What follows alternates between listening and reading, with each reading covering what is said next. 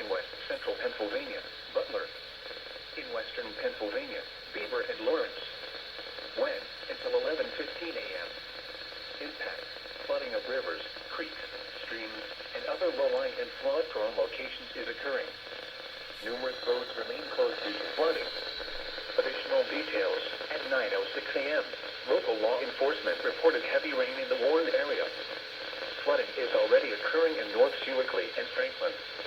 Between 1.5 and 2 inches of rain have fallen. Additional rainfall amounts up to 0.2 inches are possible in the warned area. Some locations that will experience flooding include Elwood City, Zelienople, Big Beaver, Elport, Harmony, Cottle, and Homewood.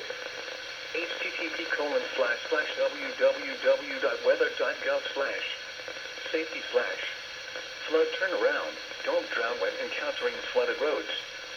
Most flood deaths occur in vehicles.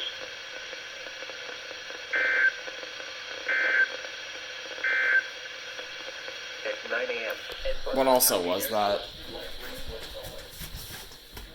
Besides that flood warning, CTP just... Okay, that was an AFD.